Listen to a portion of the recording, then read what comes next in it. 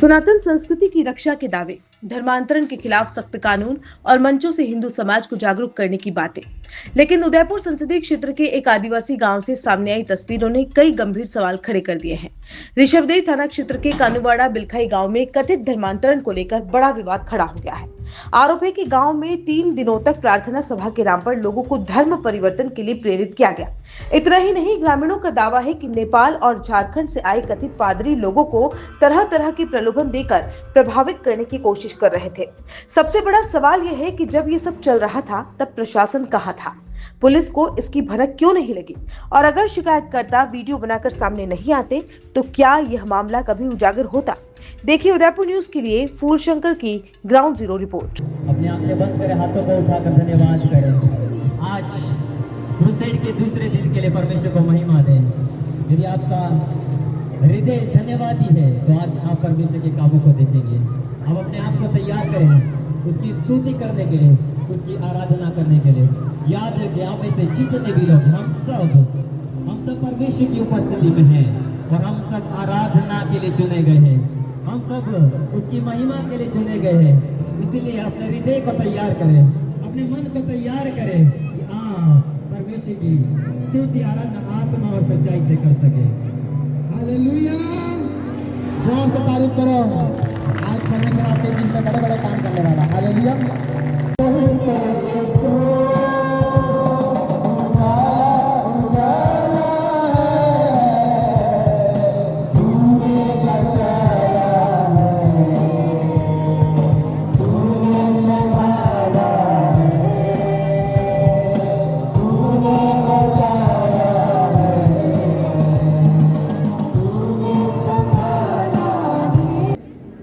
जब दाऊद ने गोलियात को मारा था उसने विजय पाया। ये विजय सिर्फ गोलियात दाऊद की नहीं थी मेरे प्रिय, ये पूरे इजरायली सेना की थी। प्रभु यीशु मसीह ने आपके और मेरे लिए शैतान और दुष्ट आत्मा का सर कुचल दिया और विजय प्राप्त किया है। ये विजय सिर्फ यीशु की नहीं है, उसकी देह की है, उसकी देह की भी है। यीशु हमारा शरीर है, हमारा सर है। अगर सर ने विजय पा लिया तो क्या पूरा देह विजय नहीं पाएगा? चर्च, आप और मैं है, आप और मैं है, हम शैतान से युद्ध में ऑलरेडी जय पा चुके हैं। अब वही दुष्ट आत्माएं हमको देखकर डरती है, थर-थर कांपती है, वो डरती है, थर-थर कांपती है। ये कब होता है? ये तब होता है जब आप विजय को लेते हो, प्रभु यीशु मसीह के नाम से खड़े हो जाते हो और खड़े होकर के जब आप शैतान का सामना करते हो तो दुष्ट आत्माएं जब देखती है कि इसको मालूम चल गया है, इसको मालूम चल गया है, इसने हम पर विजय पा लिया है, इसको मालूम चल गया है कि इसको प्रभु ने अधिकार दे दिया है, इसको सामर्थ दे दिया है और अब ये यीशु मसीह के नाम से है, वो यीशु के दिए हुए शक्ति और सामर्थ से ये हमारा मुकाबला कर रही है। और उस शक्ति और वो सामर्थ जो यीशु ने इसको दिया है उसका सामना हम नहीं कर पाएंगे। जानते हो क्या होता है? दुष्ट आत्माएं रोने लगती है, गिड़गिड़ाने लगती है, हाथ पैर जोड़ने लगती है और कहती है हम जा रहे हैं, हम जा रहे हैं, हम जा रहे हैं। और आपको देखेगी और वो भागने लगेगी, वो भागने लगेगी, वो भागने लगेगी। चर्च, जिस प्रकार से इजरायली सेना फलस्तीनी सेना को देख कर डरते थे, लेकिन जब दाऊद ने सर कुचल दिया, गोलियात का सर कुचल दिया, इजरायली सेना क्या किए? इजरायली सेना के सामने फलस्तीनी सेना डरने लग गई। इजरायली सेना ने दौड़ाया और फलस्तीनी सेना भागने लग गई। मेरे प्रिय, उसी प्रकार से अब हमको शैतान से डरने की जरूरत नहीं है, दुष्ट आत्मा से डरने की जरूरत नहीं है कि वो हमको दौड़ाए और हम भागे भीगी बिल्ली के समान।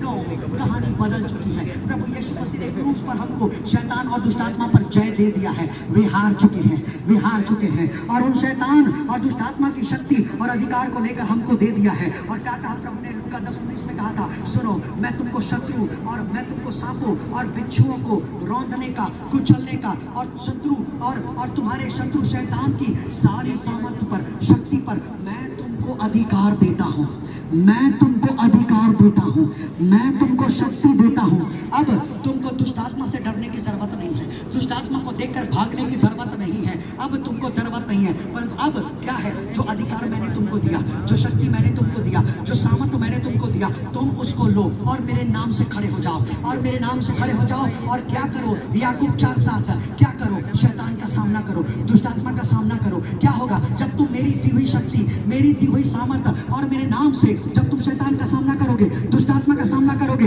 तो क्या होगा? वो शैतान और वो दुष्ट आत्माएं तुम्हारे और भागने लग जाएंगे, भागने लग जाएंगे, भागने लग जाएंगे, भागने लग जाएंगे। कितने लोगों को समझ में आ रहा है चर्च? कितने लोगों को समझ में आ रहा है? सुने, बाइबल में ऐसा नहीं लिखा कि प्रार्थना के ना होने से नहीं, मेरे ज्ञान के ना होने से। आज कलीसिया का ऐसा कोई विश्वासी नहीं है जो अपने घर में दुआ नहीं करता, प्रार्थना नहीं करता, लेकिन उसके बावजूद ही जादू टोने से ग्रसित है, नशे से ग्रसित है, दुनियादारी के शैतानी कामों से ग्रसित है, डरता है वो शैतान से। शैतान उसको मन माना व्यवहार कर रहा है, गुलाम बना रहा है, दास बना रहा है, जबकि वो दुआ करते हैं, जबकि वो प्रार्थना करते हैं घर में, लेकिन कुछ नहीं हो रहा है। प्रार्थना करने के बाद में भी नाश हो रहे वो, प्रार्थना करने के बाद में भी नाश हो रहे वो। जानते हैं क्यों? अज्ञानता, अज्ञानता। प्रभु यीशु मसीह ने होशे 4:6 में नाश होने का एक कारण है क्या? सिर्फ ज्ञान ना होना, ज्ञान ना होना, प्रार्थना का ना होना नहीं मेरे प्रियो। हर कोई प्रार्थना कर रहा है। ये तस्वीरें ऋषभदेव क्षेत्र के कानूवाड़ा बिलखाई गांव की है। गांव के बीचों बीच लगा टेंट, बड़ी संख्या में जुटे लोग और चल रही प्रार्थना सभा। ग्रामीणों का आरोप है कि पिछले 3 दिनों से यहाँ विशेष धार्मिक सभाएं आयोजित की जा रही थी। इनमें आसपास के 20 से अधिक गांवों से लोगों को बुलाया गया था। दावा किया जा रहा है कि कार्यक्रम में 200 से ज्यादा महिला पुरुष शामिल हुए।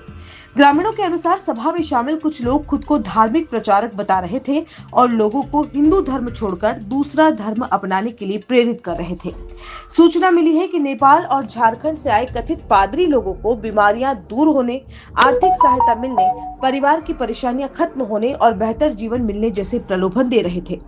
आर्थिक रूप से कमजोर और आदिवासी परिवारों को विशेष रूप से निशाना बनाए जाने के आरोप भी सामने आए हैं। ग्रामीणों का कहना है कि धार्मिक आस्था के साथ साथ गरीबी का फायदा उठाकर लोगों को प्रभावित करने की कोशिश की जा रही थी। दोस्तों नमस्कार, मैं कृष्णशंकर डामोर उदयपुर न्यूज़ के लिए कल राजस्थान में यहाँ जो ऋषभदेव तहसील के कालूवाड़ा गांव में बड़े लेवल पे यहाँ धर्मांतर की जो बात हुई थी, बताएं, आप बताओ क्या हुआ था यहाँ पर सर? हुआ तो ये था, कई लोग बाहर से लोग आए थे, इन्होंने कोई टेंट वेंट खींचा है और इनका कोई प्रोग्राम चल रहा था धर्म के बारे में। इनकी कोई परंपरा जो पढ़ाते होंगे या कोई जो ज्ञान देते थे वो बता रहे थे। तो यूँ करते ही फिर पता लगते ही प्रशासन और बाहर से अधिकारी आप लोग। कितने समय से ये लोग इस तरह गतिविधि कर रहे हैं, कितने समय से जानते थे? लगभग 4 साल से। तो आप लोगों ने शिकायत नहीं की क्या? हमने शिक्षा देने के लिए किया था, वो हुआ नहीं। गांव की तरफ से हमने तरफ से कर रहे थे, सामाजिक रूप से हमने किया था, पर इतना वो नहीं किया था इतना। अभी ये इतना बहुत बड़ा हलचल और माहौल इतना अभी हुआ है। ये हलचल कब से चल रही थी? बड़ा से बात बनाया है, बड़ा प्रोग्राम था। कल क्या हुआ ये बताएं। चलो, यहाँ लोग जो हैं अभी कुछ लोग बताते हुए ये डर भी रहे हैं, टाइमिंग होती है क्योंकि गांव में कई बार बाहरी तत्वों का यहाँ कुछ भी हमला हो सकता है। इसी वजह से लोग यहाँ डरने में डर के कुछ लोग बात कर रहे हैं। उनको मना करने के बाद भी मतलब ये हमारा धर्म नष्ट मत करो यूँ करते हुए भी मतलब ये चला रहे थे। अभी बड़ा कैंप लगाया और बड़ी मीटिंग रखी थी इनके, तो हमने जाके मतलब थाने में रिपोर्ट दी और पुलिस आके मतलब इनको पकड़ के ले गई। नहीं, ये किस तरह की गतिविधियां यहाँ करते थे? ये हिंदू धर्म को नष्ट कर रहे थे। हाँ, ईसु धर्म में आ जाओ यूँ कहना था इनका। तो आपको भी बुलाए थे क्या? हमें बुलाया, मतलब हमने मना कर दिया वहां से। मतलब हमारा थोड़ी बोलचाल होने से वो रिपोर्ट दर्ज कराई। नहीं तो आपको यहाँ लोगों को किस तरीके से ये परेशान करते थे, कैसे बरगलाते थे कि आप आ जाओ, क्या लालच देते थे? अब ये लालच तो कोई कुएं बोर मतलब ऐसा कुछ देने का प्लान, मतलब हमारे हिंदू धर्म छोड़ो ईसु धर्म में आ जाओ तो हम जी बताइए आप। तो कुएं बोर सब हो जाएंगे, तो ऐसा धर्म। कैसे का लालच देते थे कि 1500 रुपये 2000 रुपये ले लो आप और आ जाओ? हाँ, ये तो मतलब कह ही रहते थे पहले, मतलब कह रहे थे पहले। अच्छा, पहले भी कह रहे थे, अभी भी मतलब कह रहे, मतलब हाँ 1000 मतलब 5000 मतलब रुपये चाहिए तो हमारे से ले जाओ। और इनका जो नेटवर्क है वो कैसे चलता था? मतलब इनका जो चैनल है, हाँ, जैसे आपके पास यहाँ का लोकल आदमी आता होगा, फिर इनसे ऊपर कैसे नेटवर्क चलता था, थोड़ा आपको अगर पता हो तो बताओ। हाँ वो मतलब मेरे को ध्यान नहीं किया। अच्छा। आपको आपको क्या के बुला रहे थे आप? मतलब आ जाओ इस धर्म में आ जाओ, यूं तो हमने मना कर दिया। हम बाप दादू से हम हिंदू धर्म वाले हैं, हिंदू धर्म में रहेंगे। आपका क्या शुभ तो नाम है? अब आपको कोई धमकी नहीं आ रही है? पिताधन जी कलासुआ। जी, आपने जो शिकायत की है, हाँ। शिकायत के बाद आपको कहीं से धमकी या ऐसा कुछ तो नहीं है? धमकी अब अभी तो कल हुआ है मेरा। हमें शक है कि हमारी मेजोरिटी कम पड़ गई है, इनकी मेजोरिटी ज्यादा बढ़ गई है, हो सकता है मतलब हमें धमकी कर सकते हैं। ये हमें ये यहाँ पर जो कल थे, कितने लोग करीब थे? कल तो करीब 500 लोग लमसम। और ये जो 11 लोगों को पकड़ा है, वो क्या पादरी थे सारे? वो सब ईसाई वाले ही मतलब आए, उनका ही मतलब धर्म वाले हैं। शिकायत के बाद पुलिस और प्रशासन हरकत में आया। अधिकारियों ने मौके पर पहुंचकर जानकारी जुटाई और मामले की जांच शुरू की। लेकिन यहीं से सबसे बड़े सवाल खड़े होने लगे। यदि कार्यक्रम 3 दिनों से चल रहा था तो स्थानीय पुलिस को जानकारी क्यों नहीं मिली? यदि सैकड़ों लोगों की भीड़ जुट रही थी तो प्रशासन की निगरानी कहाँ थी? यदि बाहर से लोग गांव में आकर लगातार कार्यक्रम कर रहे थे तो खुफिया तंत्र को इसकी भनक क्यों नहीं लगी? और अगर शिकायत नहीं होती तो क्या यह पूरा मामला यूं ही चलता रहता? घटना की जानकारी मीडिया और सोशल मीडिया के जरिए फैलने के बाद सांसद डॉक्टर मन्नालाल रावत भी गांव पहुंचे।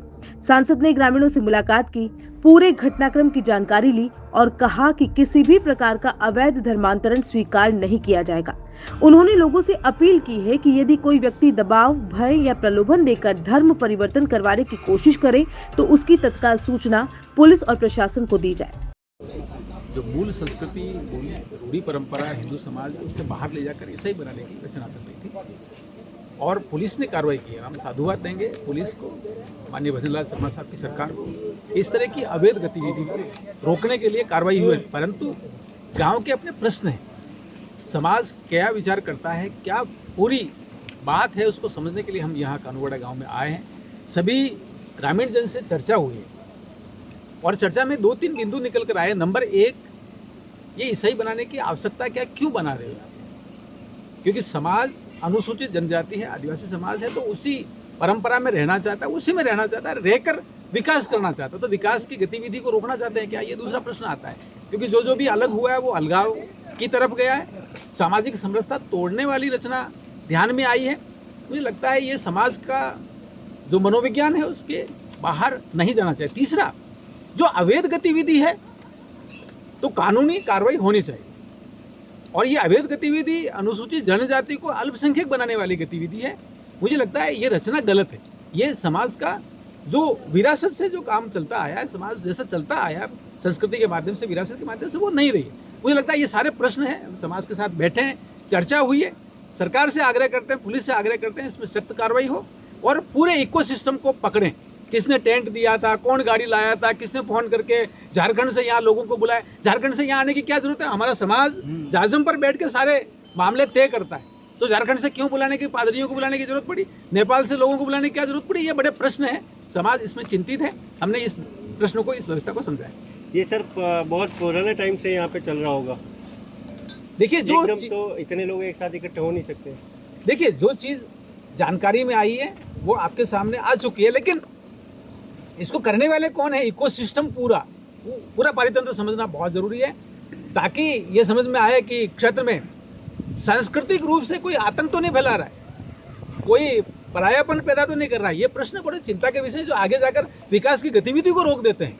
आदमी का सामान्य जो आवश्यकता है उसको कर देते हैं। हमने तो झारखंड और छत्तीसगढ़ में देखा है, स्कूल की बिल्डिंग को भी उड़ा देते हैं, बच्चों का अपहरण कर ले, महिलाओं के अस्मत को लूटते हैं और फिर विकास गतिविधि ठप हो जाती है। मुझे लगता है ये गलत है। ये इस संभावना को अभी से रोकना बहुत जरूरी है, प्रिवेंटिव काम करना जरूरी है। कहीं आदिवासी लोगों को 2 भागों में बांटने का षड्यंत्र तो नहीं चल रहा है यहाँ पे? देखिए, अलगाव गलत है और जहाँ पर भी अवैध गतिविधि है वो रुकनी चाहिए, जिसकी तरफ आप संकेत कर रहे हैं। निश्चित रूप से समाज समझता है इसको। धर्म वाले हैवी हो सकते हैं तो मेरे सहयोग में गांव परिवार अपना हिंदू धर्म वाले मेरा सहयोग करें। MP, MLA साहब, पुलिस, सबसे हमारा निवेदन है कि हमारा सहयोग करें और हमारा साथ देवे। आधी रात को हमें फ़ोन करना पड़े, आधी रात को भी हमारे लिए तैयार होवे। क्यों इनकी मेजॉरिटी ज़्यादा बढ़ गई है, ईसाई वालों की मेजॉरिटी ज़्यादा बढ़ गई है और हमारा हिंदू धर्म वाली कम हो गई है। इसलिए हमें थोड़ा डर भी है और हमें दबाते भी है और हम हिंदू धर्म में रहना चाहते हैं, यह हमारा कहना है। भारत माता की जय। अब पूरे क्षेत्र में इस घटना को लेकर चर्चा तेज है। एक तरफ ग्रामीण गंभीर आरोप लगा रहे हैं, दूसरी तरफ पुलिस जांच की बात कर रही है। लेकिन सवाल अभी भी वही खड़ा है कि सनातन और धर्मांतरण जैसे मुद्दों पर सबसे ज्यादा मुखर रहने वाले राजनीतिक माहौल के बीच आखिर ऐसी गतिविधियां गांव में कई दिनों तक कैसे चलती रही? क्या स्थानीय तंत्र पूरी तरह नाकाम रहा? क्या प्रशासन शिकायत का इंतजार कर रहा था या फिर मामला सामने आने के बाद ही व्यवस्था जागी? कल ग्राम कानूवाड़ा से परिवादी द्वारा एक परिवाद पेश किया गया कि उसे ईसाई धर्म परिवर्तन हेतु प्रलोभन व धमकियां दी जा रही हैं। ऐसे में श्रीमान पुलिस अधीक्षक महोदया श्रीमती अमृता दोहान मैम के निर्देशन में और मार्गदर्शन से तुरंत प्रभाव से SHO ऋषभदेव द्वारा मौके पे पहुंचकर 11 लोगों को डिटेन किया गया और थाने पे लाकर के उन्हें पूछताछ कर गिरफ्तार किया गया। आज उन्हें पेश किया जा कर के रिमांड लिया जाएगा। रिमांड लेने के पश्चात उनसे मोबाइल व खातों को खंगाल करके और अग्रिम अनुसंधान किया जाएगा। कानूवाड़ा बिलखाई गांव में धर्मांतरण के आरोपों की सच्चाई जांच के बाद सामने आएगी, लेकिन इस पूरे घटनाक्रम ने प्रशासनिक सतर्कता, स्थानीय निगरानी व्यवस्था और जिम्मेदार अधिकारियों की भूमिका पर कई सवाल जरूर खड़े कर दिए हैं।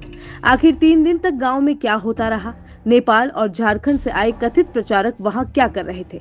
और सबसे बड़ा सवाल, यदि शिकायत नहीं होती तो क्या यह मामला कभी सामने नहीं आता?